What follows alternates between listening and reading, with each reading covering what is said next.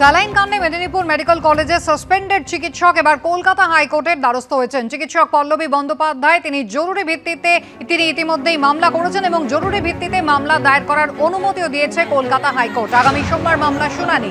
Saline কাণ্ডে Medinipur medical কলেজে 13 জন চিকিৎসককে সাসপেন্ড করা হয়। চিকিৎসক পল্লবী বন্দ্যোপাধ্যায়ের দাবি তিনি প্রসূতিদের অ্যানেস্থেসিয়া করেছিলেন। অ্যানেস্থেসিয়ার কারণে কোনো রোগীর মৃত্যু হয়নি বলে দাবি চিকিৎসক পল্লবী বন্দ্যোপাধ্যায়ের। কোনো কারণ ছাড়াই তাদের সাসপেন্ড করা হয়েছে বলে দাবি করেছেন সাসপেন্ডেড চিকিৎসক।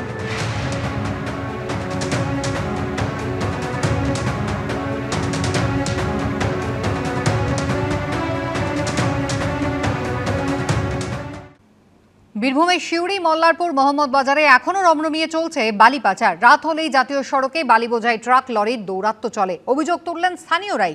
এদিকে নবান্নের প্রশাসনিক বৈঠক থেকে মুখ্যমন্ত্রীর হুঁশিয়ারির পর বালি পাচার রুখতে লাগাতার অভিযান চালাচ্ছে জেলা প্রশাসন। নবান্নের প্রশাসনিক বৈঠক থেকেই সময় বেঁধে দিয়েছিলেন মুখ্যমন্ত্রী। তারপরেই বালি পাচার রুখতে অভিযানে নামেন খোদ জেলা শাসক। কিন্তু অভিযোগ তারপরও কোথাও নদীর বুকে গর্ত করে তোলা হচ্ছে বালি, কোথাও বালি তুলতে নদীর উপরেই তৈরি করে ফেলা হয়েছে রাস্তা। রাতভর জাতীয় সড়ক ধরে লরি ট্রাক্টরে করে চলছে বালি পাচার, কোথাও রাস্তার পাশে অবৈধভাবে ডাঁই করে রাখা হয়েছে বালি। এই ছবি বীরভূমের সিউড়ি, মল্লারপুর, মোহাম্মদ বাজার সহ একাধিক জায়গার। দেখতে পাচ্ছেন যে বালি কিভাবে স্টক করা হয়েছে এখানে, এবং এইভাবেই গর্ত করে মানে কয়েক মিটার এখানে গর্ত করা হয়েছে এবং সেই গর্ত করে বালি তুলে এখানে স্ট্যাক করে রাখা হয়েছে এবং এখান থেকেই রাতের অন্ধকারে বালি পাচার হচ্ছে। সিউড়ি শহরের কাছে ঘটঙ্গায় জেলা শাসকের বাসভবন থেকে খানিকটা দূরে নদীর বুকে বড় বড় গর্ত খোঁড়া হয়েছে। স্থানীয়রা বলছেন রাতে মোটর চালিয়ে জল সরিয়ে তোলা হয় বালি, তারপর তা নদীর পাশে স্তূপ করে রাখা হয়, পরে লরি ট্রাক্টরে করে নিয়ে যাওয়া হয় অন্যত্র। বালি পাচার হয়, তুমি দেখেই তো বুঝতে পারছো, আমার বলার কি দরকার আছে। এখান থেকে কি তুলে নেই সব না? হ্যাঁ, কিভাবে তুলে আমি আর বলবো না বাবা। ট্রাকে করে যায়, তাই তো? হ্যাঁ, সে তো যায়, প্রতিদিনই রাতে চলে। হ্যাঁ হ্যাঁ, রাতে তো চলে। হ্যাঁ, আজ থেকে দিনে চলে না। 2রা জানুয়ারি নবান্নের প্রশাসনিক বৈঠকে বীরভূমে বালি পাচার নিয়ে অসন্তোষ প্রকাশ করে 7 দিনের সময়সীমা দিয়েছিলেন মুখ্যমন্ত্রী। আমি বীরভূমের ডিএমকে ডাকছি বিধান, হঠাৎ এমন কি হলো যে বালি সবচেয়ে বেশি পাচার ওখানে হচ্ছে, যেখানে লিকেজ হচ্ছে। আমি তোমার সময় দিচ্ছি, 7 দিনের মধ্যে এগুলোকে রিকভারি করো। তারপর থেকে বালি পাচার রুখতে লাগাতার অভিযান চালাচ্ছে প্রশাসন। আটক করা হচ্ছে বালি বোঝাই ট্রাক্টর লরি। যাবে কোথায়?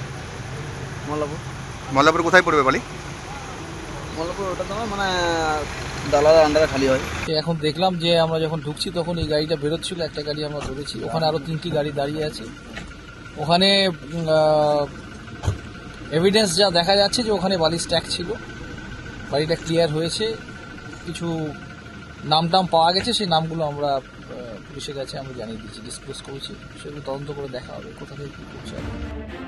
প্রশাসনিক তৎপরতার পরও বীরভূমে বালি পাচার বন্ধ না হওয়ায় কটাক্ষ করেছে বিরোধীরা।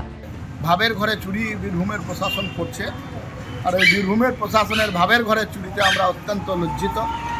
আমরা মনে করছি যে মুখ্যমন্ত্রী যে সমস্ত কথা বলেছেন সেগুলো সব আইওয়াজ ছিল। মুখ্যমন্ত্রীর কথায় 2-1 দিন বালি বন্ধ হলেও মুখ্যমন্ত্রী পরোক্ষভাবে বলেছিলেন যে পাথরের ডিসিআর থেকে আরম্ভ করে বালির পয়সা, এই পয়সা ঠিকঠাক মুখ্যমন্ত্রীর কাছে পৌঁছাচ্ছে না, তাই বিধান রায়কে দায়িত্ব দিয়েছিলেন পয়সা ঠিকঠাক পৌঁছানোর জন্য। এখন তো সব জায়গায় ডিএম সাহেব থেকে আরম্ভ করে অন্যান্য আধিকারিক, পুলিশ প্রশাসন, তারা রাতের অন্ধকারে সেখানে গিয়ে হাজির হচ্ছে, ধরা পড়ছে প্রতিদিন। এটা আপনারা নিশ্চয়ই সংবাদ মাধ্যম খবর পাচ্ছেন এবং খবর নিচ্ছেন। সুতরাং আমি বিশ্বাস রাখি যে বীরভূম জেলায় যারা এই সকল কারবারের সঙ্গে যুক্ত তাদের এই কারবার বন্ধ হয়ে যাবে। মুখ্যমন্ত্রীর দেওয়া সময়সীমা পেরিয়ে গিয়েছে, জেলা শাসকের অভিযানেও বালি পাচার বন্ধ হয়নি।